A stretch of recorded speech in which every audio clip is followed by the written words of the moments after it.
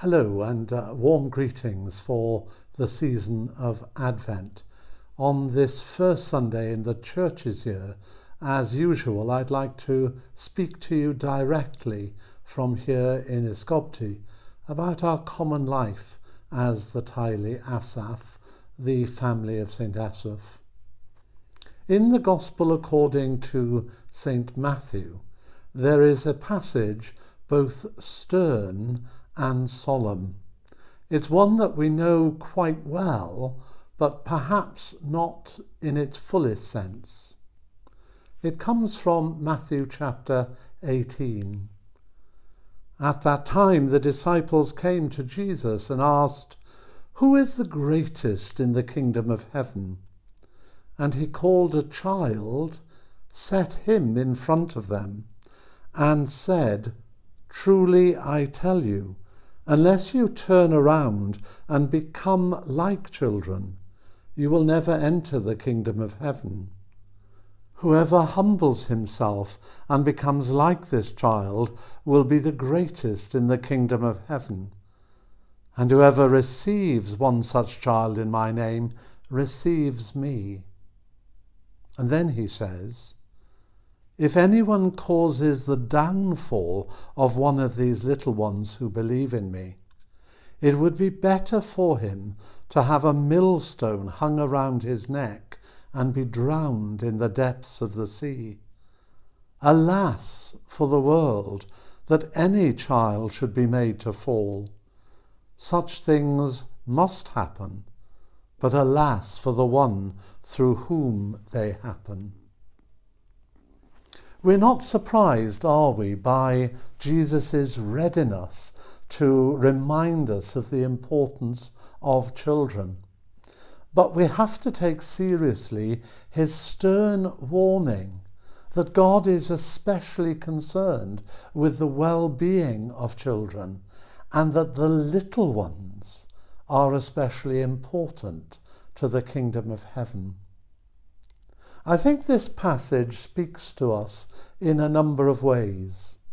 First of all, we're living at the moment in a world which is deeply troubling. It may be that we're thinking about the children of Ukraine, or the children of Gaza, or the children of Israel. It may be that we're thinking about the children of refugees. They are all important in the eyes of God, and we need to prioritize our concerns, to speak on their behalf, to advocate for their safety, to open the world's hearts to be hospitable to them. But it's also important for us in church that we are a safe place for children and for vulnerable adults. Safeguarding is not always considered a topic about which people think easily or are comfortable with in our life together. And safeguarding is sometimes seen as a chore. DBS checks can be a nuisance. Hearing about safeguarding, undertaking the training can sometimes seem unnecessary. But the truth is that safeguarding is important to the church because just as Jesus cares for the little ones, the church must be a safe place, a place where the vulnerable can come and find safety. And if you're asked to do safeguarding training, or if you're asked to make the church more conscious of the safeguarding policies of the Church in Wales, this is not really a chore. This is about enabling the church to be sensitive to the issues, to be aware of the risks, to be able to spot someone who might need the support and help of the church.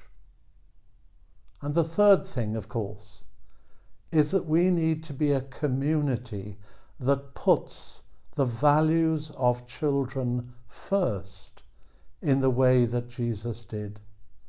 I'm immensely proud of the work that our diocesan team does with our 50 church schools. And I want to celebrate that work, the work in which we discover what it is to share the excitement of learning with a child in a world where we learn from them what it is like to delight in the world and in God. And it's on that note of caring for children, of building their future, of becoming a safe church and working for the kingdom of heaven, that I want to end this Advent message. And a blessed Advent and Christmas to you all.